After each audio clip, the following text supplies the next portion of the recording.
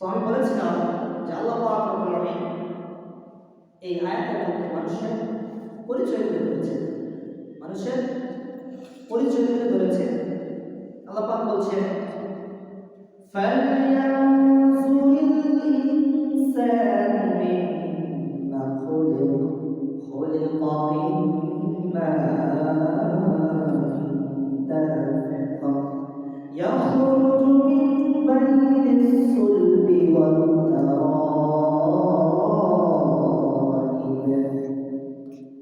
আল্লাহ পাক রব্বুল বলছেন মানুষ কি তার আপন সত্তার দিকে তাকায় না? আমি তাকে কিভাবে সৃষ্টি করলাম, আমি তাকে কেমন করে সৃষ্টি করলাম। আমি তো তাকে সৃষ্টি করেছি পিতার পৃষ্ঠদেশ থেকে মাথার গর্ভাশয়ে একটা নাপাক বীর্য পৌঁছায়। ওই নাপাক বীর্য থেকে আমি তাকে সৃষ্টি করেছি। সুবহানাল্লাহ। কি দয়াময় তিনি, কি রহমান তিনি। সেই ছোট্ট অবস্থা থেকে তিনি আমাদেরকে শিশু রূপে পরিণত করেছেন। তারপর নির্ধারিত সময়ে আমাদেরকে জমিনে পাঠিয়েছেন, আমাদেরকে সেই শিশু অবস্থা থেকে যৌবনকালে পৌঁছে দিয়েছেন। তারপরে আমাদেরকে বলেছেন আমরা যেন তার ইবাদত করি, আমরা যেন তার ইবাদত করি। আল্লাহ বলছেন আমি মানুষ এবং জিনকে সৃষ্টি করেছি একমাত্র কেবলমাত্র আমার ইবাদত করার জন্য। সুবহানাল্লাহ। আমি মানুষ এবং জিনকে সৃষ্টি করেছি একমাত্র আমার ইবাদত করার জন্য। দ্বিতীয় কোন মানুষের কোন বস্তু কোন কিছু দাসত্ব করার জন্য আপনাদেরকে সৃষ্টি করে নাই। এখন মানুষেরা আপন সত্তাকে ভুলে গিয়ে, আপন রবকে ভুলে গিয়ে মানুষের দাসত্ব করার জন্য রেডি হয়ে গিয়েছে। নেতার পেছনে ঘুরে এমনভাবে নেতাকে অন্ধবিশ্বাস করে নেতা যায় বলে তাই ঠিক, ওরকম লোক আছে না? আছে না?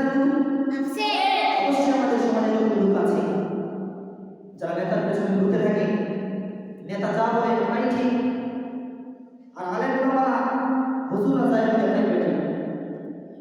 হুজুরদেরকে দেখতে পারে না, হুজুরদের কথা শুনতে পারে না, হুজুরদেরকে ভালো লাগে না, হুজুররা যাই বলে তার বিপক্ষে চলে যায়, এজন্য হুজুরদেরকে অপছন্দ করে। ঠিক কিনা বলেন? হুজুরদের বিপক্ষে তখন লেগে যায়, তখন মাহফিলে বাধা দেয়, তখন ওয়াজে বাধা দেয়, ওয়াজ করতে দেয় না, বলে রাজনৈতিক ওয়াজ করতেছে। আছে না নাই? বেটা যখন কবরে যাবা তখন কে পাবা? এখন তো কিছু বুঝতেছো না। যখন কবরে যাবা তখন মুনকার নাকির যখন তোমাকে পিটাতে আরম্ভ করবে, তখন বুঝতে পারবে। এজন্য আল্লাহ বলছেন আওয়ালাম ইয়ারাল ইনসানু আন্না খালাকনাহু মিন নুতফাতিন আমশাজিন নাবতালিহি ফাজআলনাহু সামিআন বাসীরা। আল্লাহ পাক বলছেন মানুষ কি লক্ষ্য করে না যে আমরা তাকে এক বিন্দু পানি থেকে সৃষ্টি করেছি। আল্লাহ তাকে এক বিন্দু পানি থেকে সৃষ্টি করেছেন। এখন সে পুরাপুরি আল্লাহ তাআলা দুশমনে পরিণত হয়েছে। আমাদের জন্য দৃষ্টান্ত দিয়ে থাকে যে সে নিজের আসলকে ভুলে গিয়েছে। সে যে কি ছিল, কি থেকে সে কি হয়েছে সেটা ভুলে গিয়েছে। এখন তার যৌবনে পদার্পণ হয়েছে, শক্তিশালী হয়েছে, যুবক হয়েছে। এখন আল্লাহকে তার ক্ষমতার জোরে সে আল্লাহকে ভুলে গিয়েছে। এখন তার কোনো কিছু চোখে লাগে না। এখন সে নিজে কি মনে করে আমি সব, আমার উপরে কেউ নাই। এরকম ফেরাউন বলেছিল, নমরুদ বলেছিল, তাদেরকে ধ্বংস করে দিয়েছেন কে? আল্লাহ।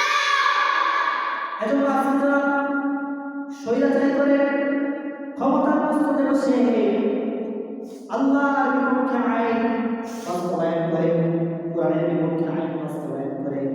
আল্লাহ বলছেন তারা কি তাদের আসল রূপের দিকে তাকায় না? তারা কেমন ছিল? তারা কেমন ছিল? তাদেরকে তাকায়?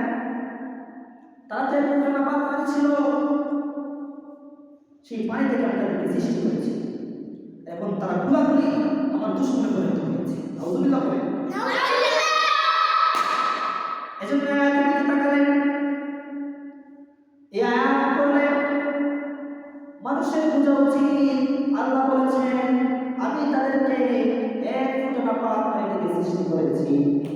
এখন সে আমার সাথে দুশ্মনী করেছে, আমার সাথে খোলাখুলি দুশ্মনী করার জন্য রেডি হয়ে গিয়েছে। আল্লাহর সাথে দুশ্মনী করে কেউ পার পাবে? কথা বলেন, কেউ পার পাবে না। এজন্য আমাদেরকে বুঝতে হবে যে আমরা এই পৃথিবীতে চিরকাল থাকবো না, আমাদের সবাইকে চলে যেতে হবে। আমাদের সবাইকে চলে যেতে হবে। এই পৃথিবীতে কেউ একা থাকতে আসে নাই, চিরকাল কেউ থাকবে না, সবাই চলে যাবে। এজন্য বোঝা উচিত আপনি যেই নেতার পিছনে ঘুরছেন, যেই নেতার কথা শুনে লাফাচ্ছেন, যখন কিয়ামতের ময়দানে আপনি সওয়াবের জন্য দৌড়াদৌড়ি করবেন, আপনার নেতা আপনাকে সওয়াব দিবে না, আপনার পীর আপনাকে পার করে দেবে না। কোনো পীরের ক্ষমতা নাই যে আপনাকে সেই কিয়ামতের ময়দানে সুপারিশ করে, কোনো পীরের নাই। ইব্রাহিম খলিলুল্লাহ তিনি ছিলেন আল্লাহর বন্ধু। ইব্রাহিম আলাইহিস সালাম হাসরের মাঠে তার পিতার জন্য আল্লাহর কাছে সুপারিশ করবেন। আল্লাহ বলবেন, ও ইব্রাহিম, তোমার সুপারিশ গ্রহণ করা হবে না। আল্লাহ বলেন তার সুপারিশ গ্রহণ করা হবে না। আর কোথা থেকে কোন পীর, কোথা থেকে কোন খাজা বাবা, কোথা থেকে কোন ভণ্ড বাবা ও আপনাকে পার করে দেবে, ও আপনার জন্য সুপারিশ করবে? আর ওর নিজের তুই সুপারিশ করার মতো কেউ নাই। ও যে নিজে বাঁচতে পারবে, নিজে বাঁচবে এরকম কোনো গ্যারান্টি আছে? ও জান্নাতের কোনো গ্যারান্টি আছে? একমাত্র নবী রাসূল সাহাবাদেরকে জান্নাতের গ্যারান্টি দেওয়া হয়েছে, তাছাড়া আর কাউকে জান্নাতের গ্যারান্টি দেওয়া হয় নাই। হয়েছে? আর কাউকে জান্নাতের গ্যারান্টি দেওয়া হয় নাই। তাহলে আপনি কিভাবে অনুতপ্ত হয়ে কিভাবে বলতে পারেন আপনার পীর আপনাকে জান্নাতে নিয়ে যাবে? আপনার পীর আপনাকে কখনো জান্নাতে নিতে পারে না। আল্লাহ যেন আমাদেরকে বোঝার তৌফিক দান করেন। আসলে আমিন।